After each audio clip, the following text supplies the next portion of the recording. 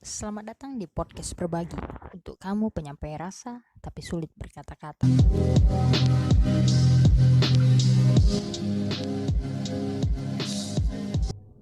Halo guys, selamat datang di episode kedua dari podcast berbagi. Di episode kedua ini judulnya adalah apa aja sih? Oke. Jadi di apa aja sih ini saya akan berbagi pengalaman saya karena bagi saya sebaik-baiknya manusia adalah yang bermanfaat bagi manusia lainnya gitu. Oke, langsung saja. Jadi pada episode apa aja sih ini kita akan membahas tentang tips and trick atau persiapan-persiapan yang perlu kita lakukan untuk kamu kita sama ya, karena saya juga yang pejuang nip ya, pejuang nip. Kalau nik mah udah ada ya semenjak kalian dilahirkan dan didaftarkan di kartu keluarga. Oke. Tapi sebelumnya jangan lupa like, comment, and subscribe channel YouTube ini. Oke, kita langsung saja ya. Untuk persiapan secara umum yang perlu kamu siapkan sebelum kamu ujian gitu adalah yang pertama membuat list apa saja yang harus saya persiapkan ketika ujian. Itu dibiasakan, kalau saya biasanya saya tulis di kertas ya, atau kalau kalian mau buat di notes handphone juga boleh gitu kan, apa aja. Nah, yang kedua adalah men-checklist apa-apa saja dari list yang sudah kalian buat itu yang sudah kalian persiapkan. Contoh seperti saya sehari sebelumnya itu saya udah membuat listnya, karena kebetulan kemarin saya dapat jadwalnya itu siang, jadi pagi saya baru cetak kartu, cetak deklarasi sehat, saya juga baru untuk tes rapid testnya gitu kan. Nah, ketika sudah ada, yang ketiga adalah prepare minimal 3 jam sebelum kamu ujian itu, kalau lokasinya dekat ya 3 jam sebelum itu periksa kembali perlengkapan yang akan kamu bawa. Oke, contohnya seperti kartu ujian, deklarasi sehat, surat keterangan bebas COVID, itu dijadikan dalam satu ya. Kalau bisa nggak usah pakai kotak pensil atau apa, nggak, letak aja di plastik fotokopi itu bersamaan dengan KTP kamu dan pensil kayu kamu gitu ya. Karena pengalaman dari saya kemarin, ternyata segala sesuatu yang berbau metal atau besi itu dilarang. Oke. Yang ke selanjutnya adalah untuk yang wanita, jangan memakai anting, kalung, jam tangan, bros jilbab dan segala-galanya yang berbau dengan besi, karena itu bakal disuruh dilepas ya. Walaupun nanti disimpan di tas kresek yang tempatnya aman, tapi kan untuk meminimalisir kehilangan lebih baik ditinggalkan di rumah saja, seperti itu. Cincin juga termasuk ya. Dan yang untuk lelaki juga nanti disuruh lepas ikat pinggang ya di sana. Yang selanjutnya adalah usahakan hadir paling lama 1,5 jam sebelum kalian akan memulai ujian. Jadi kalian punya waktu untuk antri ya, karena itu pasti lama, lalu rehat, menenangkan diri kalian supaya nggak ngos-ngosan dan tidak tergesa-gesa. Yang selanjutnya, pastikan kalian sudah makan, sudah minum secukupnya juga sebelum kalian menuju tempat lokasi ujian. Karena kita juga harus prepare, nggak semua situasi, nggak semua keadaan itu sesuai dengan yang kita harapkan. Misalnya jadwal kita dari pukul 2 sampai 15.40, tidak. Contohnya pengalaman saya kemarin, saya dijadwalkan pukul 14 ya, 14.00 WIB itu untuk ujian dan selesai pukul 15.40 WIB. Tapi nyatanya di pukul 15.30 ya, ketika azan asar berkumandang, disitulah kami baru melaksanakan ujian karena adanya error sistem yang 1 jam lebih sehingga molor. Jadi bayangkan aja kalau kamu belum makan, itu bakal lapar banget gitu.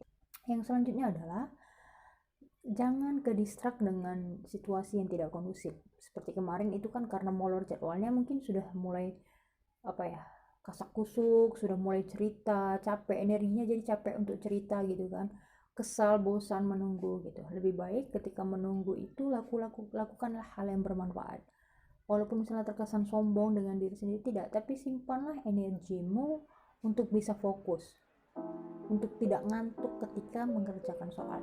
Jadi lebih baik ketika lagi sendiri, mungkin bagi yang muslim bisa berzikir, bagi yang non muslim bisa berdoa gitu kan.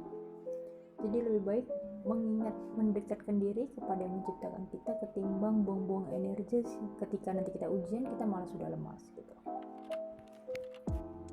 Oke, yang selanjutnya adalah jangan gengsi untuk bertanya kepada petugas akan hal-hal yang tidak kita pahami ketika kita proses registrasi awal ya, dari kehadiran. Misalnya bertanya alurnya kemana, gedungnya di mana, apa yang harus saya persiapkan setelah ini kemana gitu kan. Jadi kita tidak kebingungan, tidak cinglak-celinguk gitu kan. Jadi lebih baik bertanya, dan jangan lupa ucapkan terima kasih ketika kita sudah mendapatkan jawabannya. Oke, mungkin itu adalah persiapan untuk proses awal ya, proses kehadiran kita sampai registrasi berkas-berkas dan segalanya. Yang selanjutnya adalah tips and trick ketika kita melaksanakan ujian. Nah, ketika kita melaksanakan ujian tuh, kita sudah duduk, sudah melihat komputer di depan kita. Nah, di tahun ini mungkin yang terbaru adalah adanya webcam, sehingga wajah kita itu terekam selama kita mengerjakan soal gitu ya. Itu hal yang unik juga sih. Jadi sebelum mulai saya bisa say hello sama diri saya sendiri, saya dada-dada aja untuk mencharge mood saya untuk mengerjakan soal. Jadi sarannya yang pertama adalah dengarkan instruksi dari pengawas dengan baik dan seksama ya. Jadi jangan biasakan bertanya apa tadi bilangnya apa, coba tetap fokus dan dengarkan apa yang disampaikan. Mungkin saja instruksinya bisa pelan atau apa, tapi kalau andaikan kamu fokus dan semuanya kita seperti itu, maka pasti instruksi yang diberikan itu dapat terdelivery dengan baik dan benar. Oke. Yang kedua adalah ikuti instruksi step by step gitu ya. Jadi seperti menginput nick, nomor ujian, pin sesi, dan pin kamu. Jadi biasakan sebelum kamu klik login atau apa, itu periksa minimal 1 kali lagi baru kamu klik untuk selanjutnya. Oke, yang selanjutnya adalah baca data dengan benar. Ketika sudah iya, maka kamu mau klik mulai ujian. Oke. Nah, ketika kamu sudah klik ujian, maka kan di sudut kanan itu akan terlihat waktu berjalan dan apa. Tips dari saya adalah kamu punya target dengan waktu yang segitu, 1,5 jam ya, 90 menit. Itu tidak hanya untuk mengerjakan, tetapi kamu juga harus menyisakan waktu untuk mereview ulang soal dari awal sampai akhir. Jadi minimal semua soal tuh kamu ulang lagi gitu ya. Jadi pengalaman saya kemarin, saya memiliki waktu 36 menit sisa sudah sampai saya kerjakan sampai 110 untuk mereview ulang lagi dari soal nomor 1 sampai 110 gitu. Oke. Yang selanjutnya adalah ketika bertemu dengan soal yang kita kerjakan, jika sulit minimal kamu membaca 2 kali dan maksimal 3 kali. Ketika 3 kali sudah kamu baca atau 2 kali sudah kamu baca dan kamu tidak mendapatkannya, lewatkan. Jangan terfokus untuk menyelesaikan satu masalah itu, karena masih banyak soal-soal lain yang menunggu perjuangan kita gitu, yang lebih berarti. Jangan gara-gara satu soal kita kehilangan poin-poin 5 dari soal-soal yang selanjutnya. Oke, selanjutnya ketika pengerjaan, andaikan terjadi error seperti saya kemarin lagi sur ngerjain, saya sudah hampir nomor 38 tiba-tiba error sistem. Jangan panik, jangan langsung hilang mood. Cukup angkat tangan, maka para pengawas akan hadir dan menginstruksikan jika error apa yang harus dilakukan. Oke, jadi lagi-lagi hal yang terpenting adalah tidak ke-distract dengan segala kondisi yang kita alami. Tetap jaga mood diri kita dengan sebaik-baiknya. Oke. Jadi karena misalnya sudah terjeda dengan adanya error, beri waktu sekitar 30 detik kamu untuk menenangkan dirimu dan memulai kembali, menstimulus dirimu untuk dapat berpikir seperti sebelum terjadinya error. Oke. Setelah itu kembali fokus dan lihat apa yang ada di layar monitormu. Nah, selanjutnya mungkin saya adalah tipe orang yang mengerjakan secara berurutan ya. Atau mungkin ada orang yang mengerjakan secara tidak berurutan, langkah-langkah yang mungkin yang hitungan dikerjakan duluan, itu boleh. Mana hal yang kamu anggap nyaman itu kamu lakukan, kamu persiapkan. Yang selanjutnya adalah ketika pengerjaan soal, jangan pernah meninggalkan satu soal pun untuk tidak dijawab, meskipun kamu tidak mengerti, karena tidak ada sistem minus gitu ya. Mana tahu nih kamu termasuk sebagai seorang yang beruntung, asal-asalan tapi benar gitu kan. Jadi selama kancing baju ada, tenanglah, hidup ini tidak akan menjadi masalah. Mungkin untuk pengerjaan itu aja sih. Jadi walaupun misal kamu udah selesai terus waktu masih tersisa banyak, jangan buru-buru diklik selesai ujian kalau saran dari saya, tapi gunakan waktu itu untuk mereview ulang, lihat lagi, mungkin kamu ada salah klik, mungkin kamu tadi ada salah menafsirkan soal gitu kan. Jadi waktu yang tersisa itu dapat digunakan dengan bermanfaat.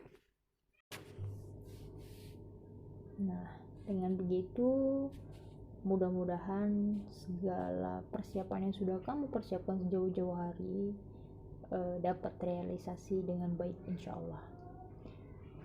Nah, saya mungkin tadi ada kelupaan, mungkin prepare yang terpenting itu adalah gunakan pakaian yang sesuai dengan aturan, yang membuat kamu nyaman, yang tidak untuk tidak untuk mempertontonkan sesuatu yang tidak layak untuk ditonton orang ramai gitu ya. Jadi nyamannya versi kamu itu juga harus nyaman dilihat orang. Jadi jangan sampai ketika kamu bilang itu kan hak asasi saya gitu. Hak asasi itu tidak membatasi atau tidak mengganggu hak asasi orang lain pula. Jadi seperti itu. Dan yang kedua adalah ridha walidain. Jadi adalah ridha Allah itu adalah ridhonya orang tua. Jadi sebuah ujian, alangkah lebih baiknya itu meminta restu kepada orang tua, kepada keluarga, karena apapun yang kita lakukan itu adalah atas kehendak Allah. Maksud saya adalah jangan menganggap segala sesuatu itu bisa kita lakukan sendiri tanpa Allah ridhoi apa yang kita lakukan, karena itu akan menjadi hal yang sia-sia. Mungkin itu aja sih. Jadi konklusi dari saya adalah persiapkan diri H-1 minimal itu dengan matang. Jadilah pribadi yang tanggap, sigap, nggak kelemar-kelemar, dan tidak gampang ke-distract dengan lingkungan, dan tetap berserah diri kepada Sang Maha Pencipta, karena tanpa adanya kuasanya kita tidak memiliki daya upaya apa-apa di dunia ini. Kita hanyalah makhluk biasa yang lemah dan banyak kekurangannya. Oke guys, untuk yang belum ujian, semangat berjuang. Kita boleh mengimpikan segala sesuatu yang setinggi apapun, tapi percayalah, apapun yang kita terima adalah yang terbaik dari Sang Maha Pencipta. Jangan pernah berprasangka buruk atas segala takdir yang kita terima, karena percayalah, di balik tangisanmu akan menunggu senyum bahagia di hari esok. Salam dari saya. Assalamualaikum warahmatullahi wabarakatuh. Terima kasih.